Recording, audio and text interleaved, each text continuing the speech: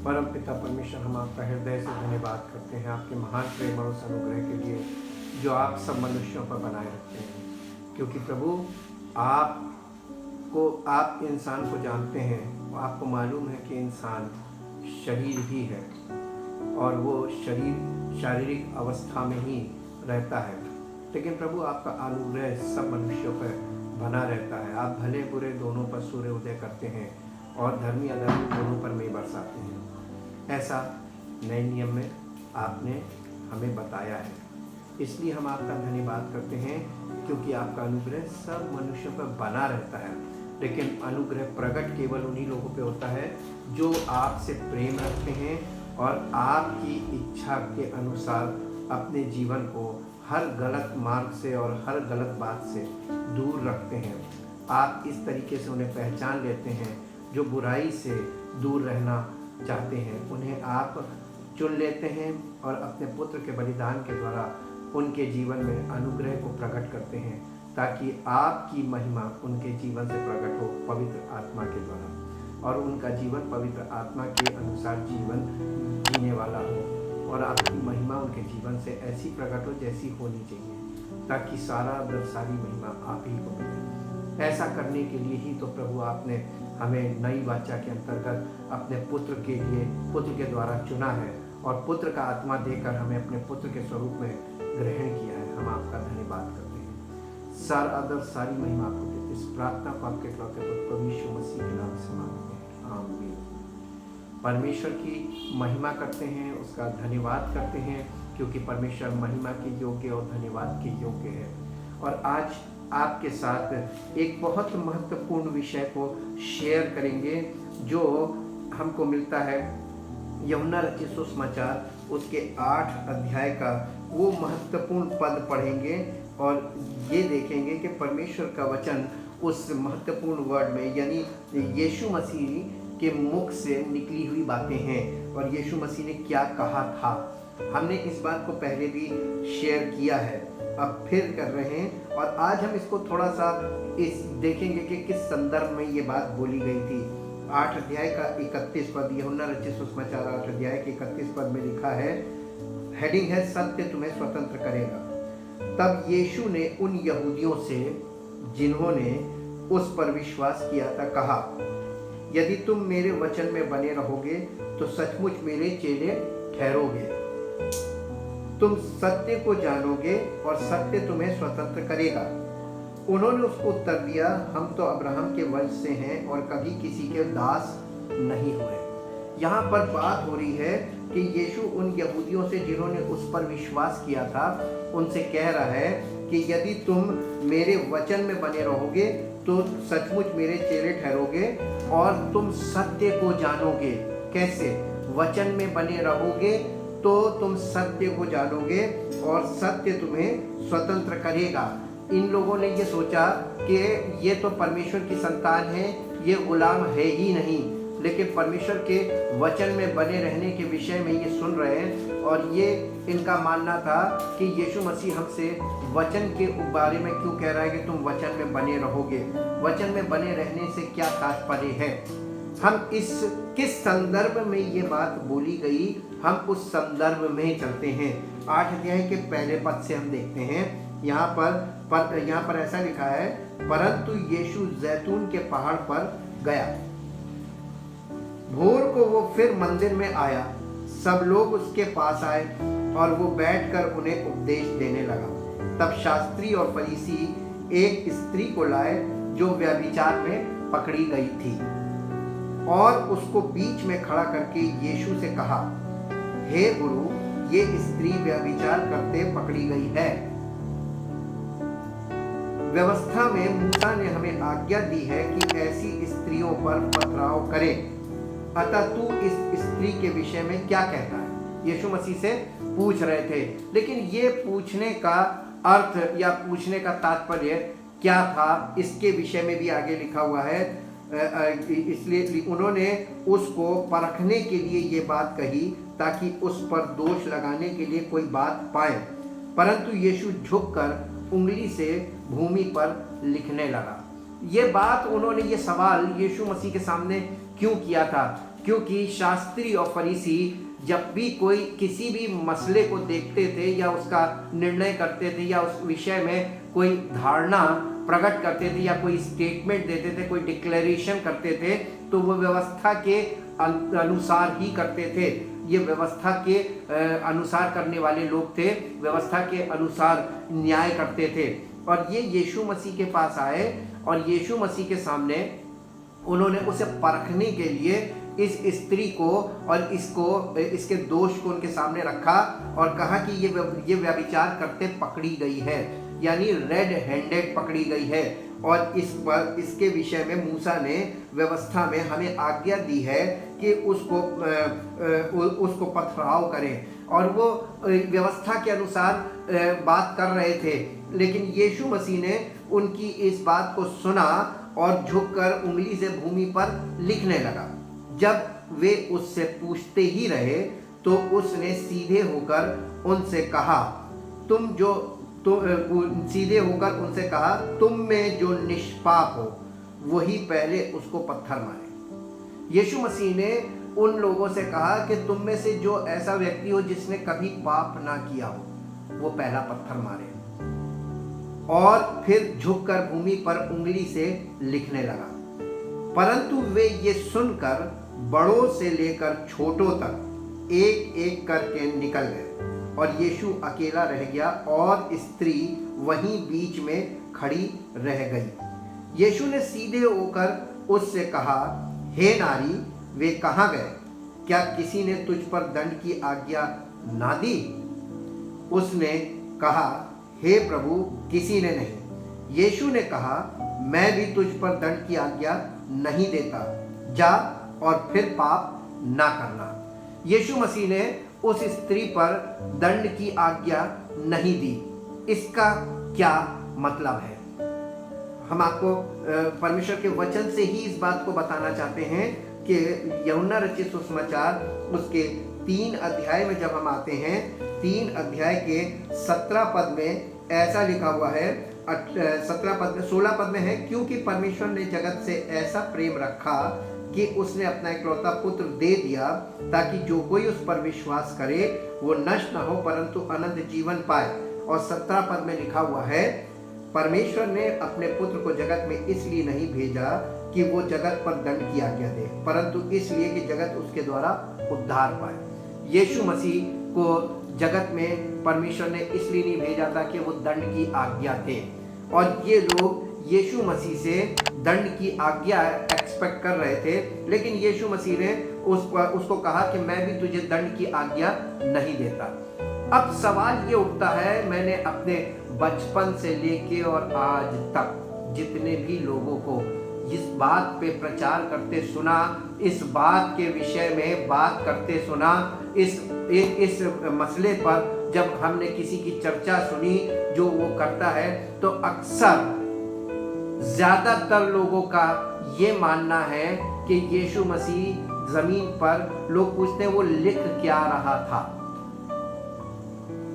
और लोग इसको स्पेक्यूलेट करते हैं, यानी इस विषय में अंदेशा लगाते हैं या अपनी ओर से इस बात का विचार करते हैं कि यीशु मसीह सबके पाप लिख रहा था। लेकिन मैं इस बात को एक्सेप्ट नहीं कर सकता, कारण परमेश्वर का वचन हमको इस विषय में स्पष्ट बताता है। यीशु मसीह के बारे में 3 बातें हमेशा हमें स्मरण रखनी चाहिए और इसे कभी भी भूलना नहीं चाहिए। जब आप यीशु मसीह के विषय में किसी भी बात का विचार करें तो 3 बातें उसके विषय में जो कही गई हैं परमेश्वर के वचन में, ये 3 बातों को हमेशा स्मरण रखिएगा। जीसस न्यू नो सिन, वो पाप को जानता नहीं था। जीसस डिड नो सिन, उसने कभी पाप नहीं किया था। And Jesus had no sin, उसमें पाप था ही नहीं। जो पाप से अज्ञात था, वो पाप के विषय में कैसे जानकारी रख सकता था, या जिसके पास जो पाप से अज्ञात है तो पाप के विषय में वो कैसे लिख सकता था। हमारे पास अगर किसी चीज़ की अज्ञानता है, जिस चीज़ में हम अज्ञात हैं, जिसमें हमको कुछ भी नहीं मालूम है, ABCD नहीं मालूम है, उस विषय में हम कैसे ना तो हम बोल सकते हैं, ना उस विषय में हम कुछ कर सकते हैं, ना उस विषय में हम कुछ लिख सकते हैं। यीशु मसीह के विषय में जब ये 3 तथ्य क्लियर हो जाते हैं, पवित्र आत्मा के द्वारा परमेश्वर के वचन से ले जाकर हमें इस बात में बिल्कुल मजबूत करता है कि यीशु मसीह पाप को से अज्ञात था। तो जो पाप से अज्ञात था वो पाप लिख कैसे सकता है? अब फिर सवाल आता है कि तो यीशु मसीह लिख क्या रहा था?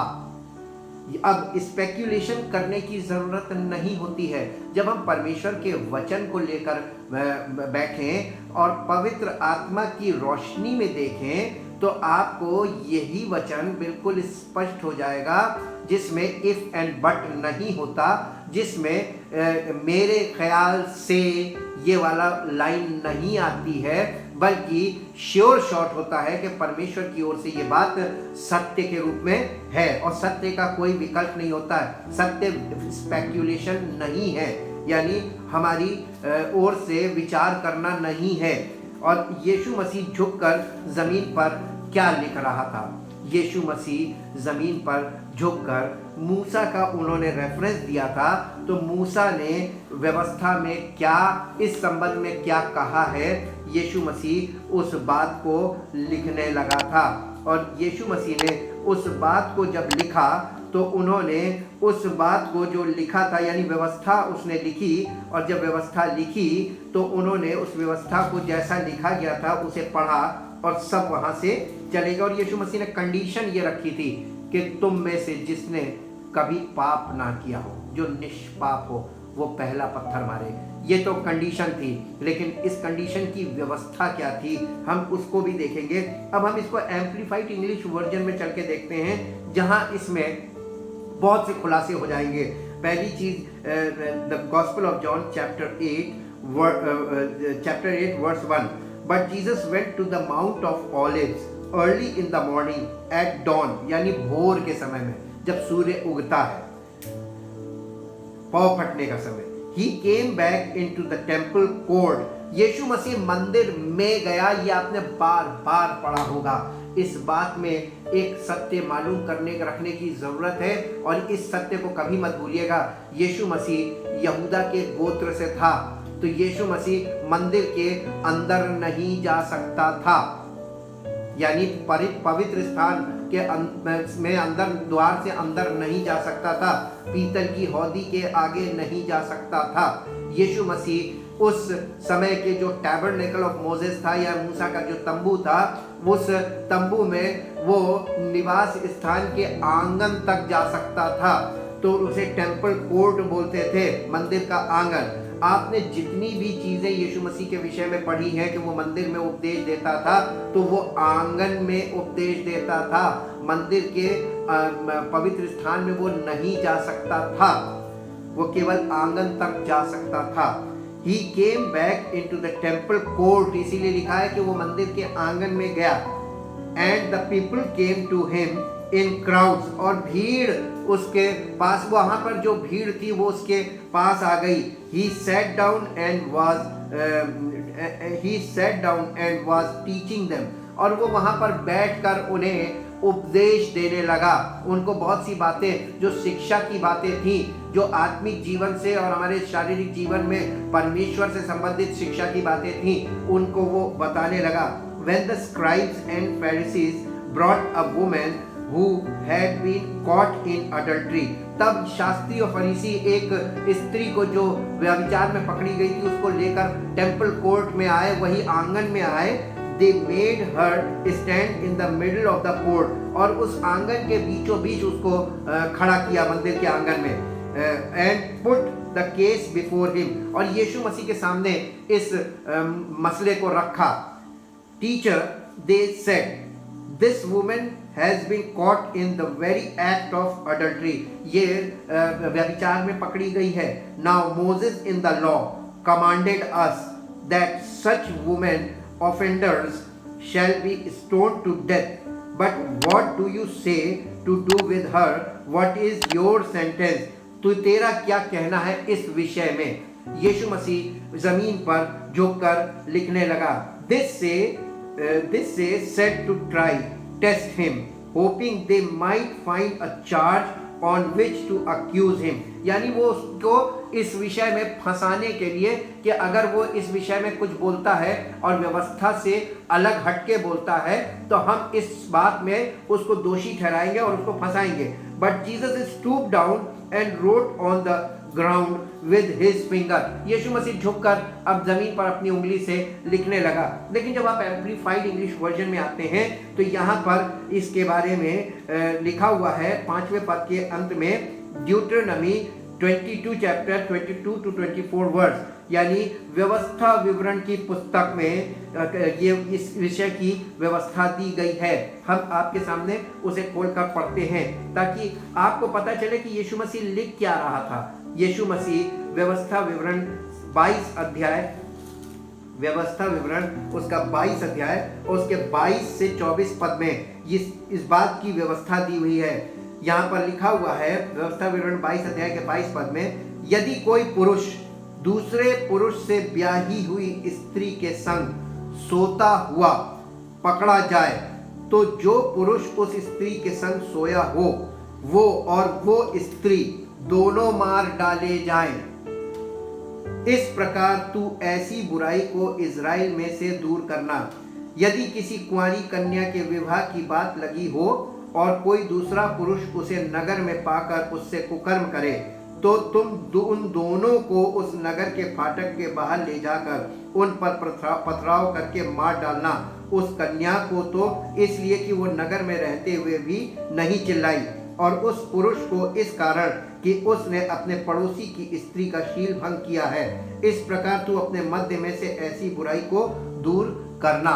व्यवस्था में ये लिखा हुआ था और यीशु मसीह झुककर व्यवस्था लिखने लगा। और जब उन्होंने व्यवस्था में ये देखा कि व्यवस्था में तो दोनों की बात की गई है और यहाँ पर एक आरोपी आया है, एक दोषी आया है, स्त्री अकेली आई है, लोग स्त्री को लाए हैं, वो पुरुष कहाँ है।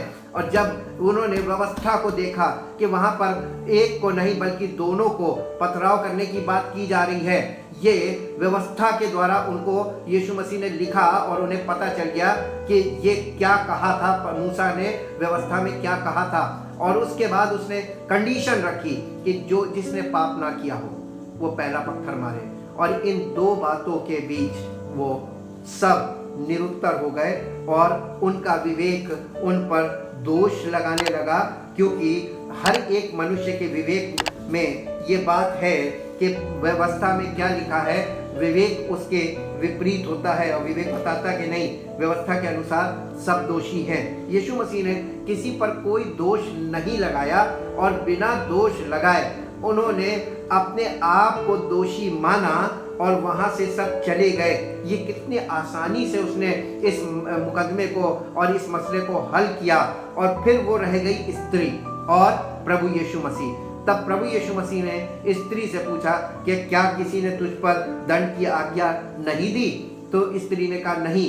तो उसने कहा जा, मैं भी तुझ पर दंड की आज्ञा नहीं देता, क्योंकि यीशु मसीह हम पर दंड की आज्ञा देने के लिए आया ही नहीं, वो हमें दोषी ठहराने के लिए आया ही नहीं है। और यीशु मसीह जिसमें दोषी ठहराने की मानसिकता ही नहीं है, वो व्यवस्था को क्यों लिखेगा? और इससे स्पष्ट हो गया कि यीशु मसीह व्यवस्था को जानता था कि परमेश्वर की आज्ञाएं क्या है, और वो उन आज्ञाओं को जानता भी था, समझता भी था, और उसने उन आज्ञाओं को, उस आज्ञा को लिखा जो इस विषय से संबंधित थी। और फिर यीशु मसीह ने उस स्त्री से कहा कि मैं भी तुझ पर दंड की आज्ञा नहीं देता, लेकिन कंडीशन इसको भी दी गई, और इसको कंडीशन ये दी और तू नहीं देता, जा और फिर पाप ना करना। सब सवाल तो यहीं पे ये उठता है कि अगर हमें परमेश्वर आज के दिन, हमारे जन्म से लेके आज के दिन तक के पापों की माफ़ी दे दे और हमको ये कह दे कि जाओ आगे से पाप ना करना, तो क्वेश्चन ये है, प्रश्न ये है कि फिर हम कैसे इस बात पर स्थिर रहेंगे कि हमसे पाप ना हो? क्या कोई व्यक्ति इस बात का दावा कर सकता है कि एक बार उसे माफ़ी मिल जाए और आगे को वो अपने बल पे कभी पाप नहीं करेगा? मैं अपने विषय में यह कह सकता हूँ कि मैं इस चीज़ पर कभी स्थिर नहीं रह पाऊंगा, क्योंकि मनुष्य के अंदर पाप का स्वभाव पाया जाता है। हम पाप करते हैं इसलिए पापी नहीं हैं, हम पापी हैं इसलिए पाप करते हैं। पाप हमारे स्वभाव में है और वो हमारे व्यवहार से प्रकट होता है, हमारे कार्यों से प्रकट होता है, हमारे विचारों से प्रकट होता है, हमारे व्यवहार से प्रकट होता है। हर चीज से पाप का प्रकटीकरण होता है। और अगर पाप, हम ये कहें कि हम में पाप नहीं है, तो हम परमेश्वर को गलत ठहराते हैं। जैसा कि पहला यूहन्ना की पत्री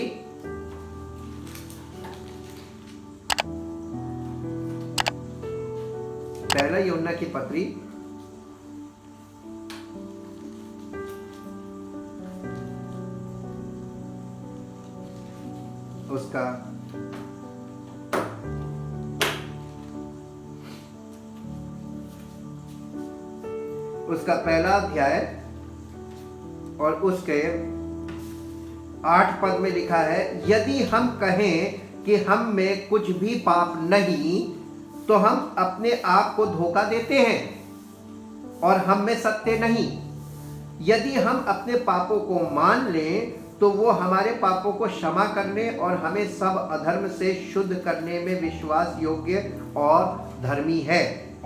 यदि हम कहें कि हमने पाप नहीं किया, तो उसे झूठा ठहराते हैं और उसका वचन हम में नहीं है। 3 कंडीशन यहाँ पर दी है। हम पाप से छूट तो सकते हैं यीशु मसीह के अनुग्रह के द्वारा, लेकिन हम उस छुटकारे में बने नहीं रह सकते, हम निष्पाप नहीं रह सकते। उसका कारण है कि हम स्वभाव से, पाप हमारे स्वभाव में है और हमारे स्वभाव में पाप होने के कारण हम पाप के गुलाम हैं। और पाप की गुलामी से जब तक हमको कोई निकाले ना पूरी तरीके से, तब तक हम उससे छूट नहीं सकते।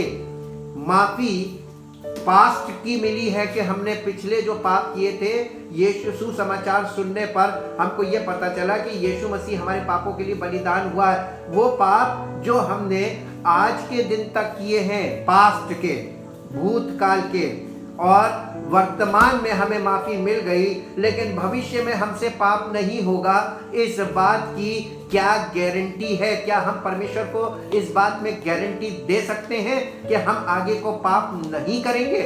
जी नहीं, हम नहीं दे सकते हैं, क्योंकि हमारे स्वभाव में जब तक पाप नहीं मिटाया जाएगा, पाप की शक्ति हमारे स्वभाव में पाई जाती है, और जब तक वो शक्ति हमारे स्वभाव से मिट नहीं जाएगी, या हम उसको, हमारा जीवन उस पाप के स्वभाव से ऊपर नहीं उठ जाता, हमें ऊपर से परमेश्वर का स्वभाव नहीं मिल जाता जैसे यीशु मसीह का स्वभाव था, तब तक हम पर पाप की प्रभुता रहती है, और इसलिए हम इस बात से बच नहीं सकते। अब आगे बात आती है कि 12वें पद में यीशु मसीह ने फिर लोगों से कहा, जगत की ज्योति मैं हूँ, जो मेरे पीछे हो लेगा वो अंधकार में ना चलेगा, परंतु जीवन की ज्योति पाएगा।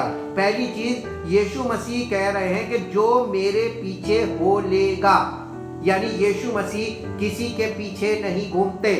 पहली बात तो उसका सेवक भी किसी के पीछे नहीं घूमता, बल्कि जो लोग यीशु मसीह को प्यार करते हैं वो ज्योति को पसंद करते हैं, और वो लोग यानी जानकारी को पसंद करते हैं, सच्चाई को पसंद करते हैं, सच्ची जानकारी पसंद करते हैं। वो लोग यीशु मसीह को फॉलो करते हैं, उसको परस्यू करते हैं, उसके पीछे पीछे उसको खोजते हैं कि वो कहाँ है, ताकि हमको रोशनी मिले, जीवन की ज्योति मिले। और उनके विषय में यीशु मसीह कह रहे हैं, जो मेरे पीछे हो लेगा, यानी जो अपनी इच्छा से प्रभु यीशु मसीह की बातें सुनने के लिए उसके पीछे पीछे फॉलो करेगा, उसके विषय में लिखा वो अंधकार में नहीं रहेगा, यानी वो अंधकार में चल ही नहीं सकता। चलने का मतलब यहाँ पर जीवन व्यतीत करना, वो अंधकार में, अज्ञानता में जीवन व्यतीत नहीं कर सकता, क्योंकि वो यीशु मसीह को फॉलो करता है।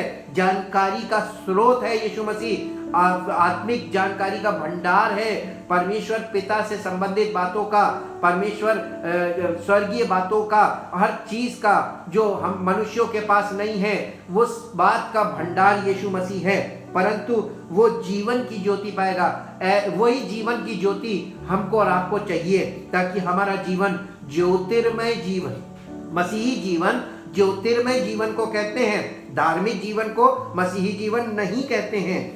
फरीसियों ने उससे कहा, तू अपनी गवाही आप देता। फरीसियों को बड़ा बुरा लगा, क्योंकि ये धार्मिक थे, धार्मिक स्वभाव के थे। तेरी गवाही ठीक नहीं।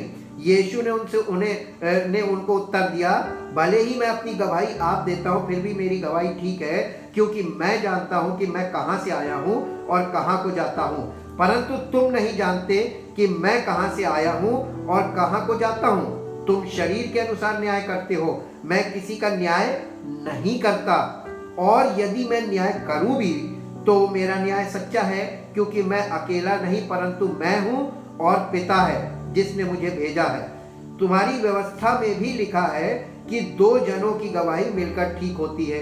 एक तो मैं आप अपनी गवाही देता हूं और दूसरा पिता मेरी गवाही देता है जिसने मुझे भेजा। उन्होंने उससे कहा, तेरा पिता कहाँ है? यीशु ने उनको उत्तर दिया, ना तुम मुझे जानते हो न मेरे पिता को। यदि मुझे जानते तो मेरे पिता को भी जानते। ये बातें उसने मंदिर में उपदेश देते हुए भंडार घर में कहीं, और किसी ने उसे ना पकड़ा, क्योंकि उसका समय अब तक नहीं आया था। फिर उसके बाद यहाँ पर आगे बढ़ते हैं। उसने फिर उनसे कहा, मैं जाता हूँ और तुम मुझे ढूंढोगे और अपने पाप में मरोगे। जहां मैं जाता हूं वहां तुम नहीं आ सकते। इस पर यहूदियों ने कहा, फिर स्पेकुलेशन शुरू किया, फिर आपस में विचार करने लगे, क्या वो अपने आप को मार डालेगा जो कहता है जहां मैं जाता हूं वहां तुम नहीं आ सकते।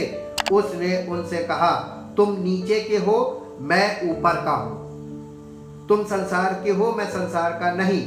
इसलिए मैंने तुमसे कहा कि तुम अपने पापों में मरोगे, क्योंकि यदि तुम विश्वास ना करोगे कि मैं वही हूं तो अपने पापों में मरोगे।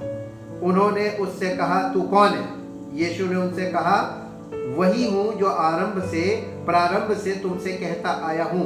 तुम्हारे विषय में मुझे बहुत कुछ कहना और निर्णय करना है, परंतु मेरा भेजने वाला सच्चा है, और जो मैंने उससे सुना है वही जगत से कहता हूं। वे ये न समझे कि हमसे पिता के विषय में कहता है। तब यीशु ने कहा, जब तुम मनुष्य के पुत्र को ऊंचे पर चढ़ाओगे तो जानोगे कि मैं वही हूँ। मैं अपने आप से कुछ नहीं करता, परंतु जैसे मेरे पिता ने मुझे सिखाया वैसे ही ये बातें कहता हूँ। मेरा भेजने वाला मेरे साथ है, उसने मुझे अकेला नहीं छोड़ा, क्योंकि मैं सर्वदा वही काम करता हूँ जिससे वो प्रसन्न होता है। वो ये बातें कह ही रहा था कि बहुतों ने उस पर विश्वास किया। तब ये बात आई कि तब यीशु ने उन यहूदियों से जिन्होंने उस पर विश्वास किया था कहा, यदि तुम मेरे वचन में बने रहोगे तो सचमुच मेरे चेले ठहरोगे। तुम सत्य को जानोगे और सत्य तुम्हें स्वतंत्र करेगा। ये बात बोलते ही, इस रेफरेंस में ये बात बोली जा रही है, और ये बात बोलते ही उन्होंने उसको उत्तर दिया, हम तो अब्राहम के वंश से हैं और कभी किसी के दास या गुलाम नहीं हुए, फिर तू कैसे कहता है कि तुम स्वतंत्र हो जाओगे? यीशु ने उनको उत्तर दिया, मैं तुमसे सच सच कहता हूँ कि जो कोई पाप करता है वो पाप का दास है या पाप का गुलाम है। दास सदा घर में नहीं रहता, यानी गुलाम सदा घर में नहीं रहता, पुत्र सदा रहता है। इसलिए यदि पुत्र तुम्हें स्वतंत्र करेगा तो सचमुच तुम स्वतंत्र हो जाओगे। मैं जानता हूं कि तुम अब्राहम के वंश से हो, तो भी मेरा वचन तुम्हारे हृदय में जगह नहीं पाता, इसलिए तुम मुझे मार डालना चाहते हो। मैं वही कहता हूं जो अपने पिता के यहाँ देखा है, और तुम वही करते हो जो तुमने अपने पिता से सुना है। यीशु मसीह अपने पिता को देखकर काम करता है और मनुष्य अपने पिता को की सुनकर काम करता है। देखिए ये डिफरेंस भी आपको देखना होगा। उन्होंने उसको उत्तर दिया, हमारा पिता तो अब्राहम है। अब ये यहाँ पर अब्राहम के वंशज बनकर बात कर रहे हैं। यीशु ने उनसे कहा, यदि तुम अब्राहम की संतान होते या उसके वंशज होते तो अब्राहम के समान काम करते, परंतु अब तुम मुझ जैसे मनुष्य को मार डालना चाहते हो, जिसने तुम्हें वो सत्य वचन बताया जो परमेश्वर से सुना। ऐसा तो अब्राहम ने नहीं किया था। तुम अपने पिता के समान काम करते हो। उन्होंने उससे कहा, हम व्यभिचार से नहीं जन्मे, हमारा एक पिता है अर्थात परमेश्वर, अब्राहम के वंशज। और उसके बाद कहने लगे, पहले तो हम अब्राहम के वंशज हैं, और दूसरी बात कह रहे हैं कि हम परमेश्वर की संतान हैं, हम परमेश्वर के संतान हैं। यहाँ पर साफ साफ उन्होंने कहा कि हमारा एक पिता है, यीशु अर्थात परमेश्वर। वो अपने आप को परमेश्वर की संतान बता रहे हैं, डिक्लेयर कर रहे हैं। तुम अपने पिता के समान काम, यीशु ने उनसे कहा, यदि परमेश्वर तुम्हारा पिता होता तो तुम मुझसे प्रेम रखते। यहीं पे पता चल जाता, अगर कोई इस बात का दावा आज भी करता है कि हम परमेश्वर की संतान हैं और प्रभु यीशु मसीह के अनुसार पवित्र आत्मा की अगुवाई में जीवन नहीं जीता और पवित्र आत्मा का फल उसके जीवन से नहीं प्रकट होता, और वो धर्म के काम कर रहा है जैसे यह शास्त्री फरीसी करते थे, रिलीजियस सिस्टम में काम कर रहा है, रिलीजियसली काम कर रहा है, धार्मिक स्वभाव का है, तो वो परमेश्वर की संतान नहीं है, क्योंकि मैं परमेश्वर की ओर से आया हूँ। पहली बात उसने कही, यदि परमेश्वर तुम्हारा पिता होता तो तुम मुझसे प्रेम रखते। ध्यान दीजिए, अगर परमेश्वर हमारा पिता है, ये बात हम डिक्लेयर कर रहे हैं, हम इस बात का दावा कर रहे हैं, तो हमारा प्रेम, हमें किससे प्रेम करना चाहिए? और जब हम प्रभु यीशु मसीह से प्रेम करते हैं, इससे परमेश्वर हमें पहचानता है। और आगे लिखा है, प्रेम रखते क्योंकि मैं परमेश्वर की ओर से आया हूँ, मैं आपसे नहीं आया परंतु उसी ने मुझे भेजा है। तुम मेरी बात क्यों नहीं समझते? इसलिए कि तुम मेरा वचन सुन नहीं सकते। तुम अपने पिता, अब यीशु मसीह यहाँ पर कह रहे, तुम अपने पिता शैतान से हो और अपने पिता की लालसाओं को पूरा करना चाहते हो। वो तो आरंभ से हत्यारा है और सत्य पर स्थिर ना रहा, क्योंकि सत्य उसमें है ही नहीं। जब वो झूठ बोलता है तो अपने स्वभाव ही से बोलता है, क्योंकि वो झूठा है वरन झूठ का पिता है, ओरिजिनेटर ऑफ सिन, यानी वो झूठ का गढ़ने वाला है, वो झूठ गढ़ देता है, ओरिजिनेटर ऑफ लाई। परंतु मैं जो सच बोलता हूं, इसलिए तुम मेरा विश्वास नहीं करते। तुम में से कौन मुझे पापी ठहराता है? यदि मैं सच बोलता हूं तो तुम मेरा विश्वास क्यों नहीं करते? जो परमेश्वर से होता है वो परमेश्वर की बातें, अब एक और पहचान उसने बता दी, जो व्यक्ति परमेश्वर से होता है वो परमेश्वर की बातें सुनता है, और तुम इसलिए नहीं सुनते कि परमेश्वर की ओर से नहीं हो। यहाँ पर यीशु मसीह ने कितनी चीजों को क्लियर किया है। सबसे बड़ी बात उसने कहा कि जगत की ज्योति मैं हूं, जो मेरे पीछे हो लेगा वो अंधकार में ना चलेगा। अब हम फिर से चलते हैं पहला यूहन्ना की पत्री में, और उसके पहले अध्याय में, जहां हमने उस समय पढ़ा था, और उसके 5 पद से पढ़ते हैं। ज्योति में चलना, जो समाचार हमने उससे सुना और तुम्हें सुनाते हैं, वो ये है कि परमेश्वर ज्योति है और उसमें कुछ भी अंधकार नहीं। यदि हम कहें कि उसके साथ हमारी सहभागिता है, फेलोशिप है, और फिर अंधकार में चले, तो हम झूठे हैं और सत्य पर नहीं चलते। पर यदि जैसा वो ज्योति में है वैसे ही हम भी ज्योति में चले, तो एक दूसरे से सहभागिता रखते हैं, और उसके पुत्र प्रभु यीशु का लहू हमें सब पापों से शुद्ध करता है। यदि हम कहें कि हम में कुछ भी पाप नहीं, तो अपने आप को धोखा देते हैं और हम में सत्य नहीं है। यदि हम अपने पापों को मान ले, तो वो हमारे पापों को क्षमा करने और हमें सब अधर्म से शुद्ध करने में विश्वास योग्य और धर्मी है। यदि हम कहें कि हमने पाप नहीं किया, तो उसे झूठा ठहराते हैं और उसका वचन हम में नहीं है। हम परमेश्वर का धन्यवाद करते हैं इस सत्य के लिए कि यीशु मसीह ने उस स्त्री पर दोष तो नहीं लगाया, दंड की आज्ञा भी नहीं दी, लेकिन यीशु मसीह ने उससे जो कहा, वो कंडीशन आज हमारे और आपके सामने प्रश्न चिन्ह लेकर खड़ी है। जा, आगे से पाप ना करना। अगर आप अपनी जिम्मेदारी ले सकते हैं कि नहीं, मैं पाप नहीं करूंगा, मैं इस बात को सिद्ध करके दिखाऊंगा कि मैं अब पाप नहीं करूंगा। आप कभी ऐसा दावा कीजिएगा मत, क्योंकि ये दावा कभी सफल नहीं हुआ है आज तक किसी मनुष्य पर। हमको परमेश्वर की शरण में बने रहने के लिए पवित्र आत्मा हमें दिया ही इसलिए जाता है कि जब पवित्र आत्मा हमारे हृदय में वास करता है, वो हमें जो हमसे समय अनजाने जो हमसे पाप हो जाते हैं, अपराध हो जाते हैं, वो अपराध हमारे जीवन में वो हमें कायल करता रहता, ताकि हम हर बात को एहसास करें कि हाँ ये हमसे गलत हुआ है। और पवित्र आत्मा हमें एहसास दिलाता है ताकि हमारे अंदर आत्मग्लानि हो और हम अंदर से अपने हृदय से पछताएं और मन फिराते जाएं। ये जीवन में हमें तब तक ऐसा करना होता है जब तक पाप की शक्ति, पाप की प्रभुता हमारे जीवन से निकल नहीं जाती और हम पूरी तरीके से परमेश्वर के वश में नहीं हो जाते।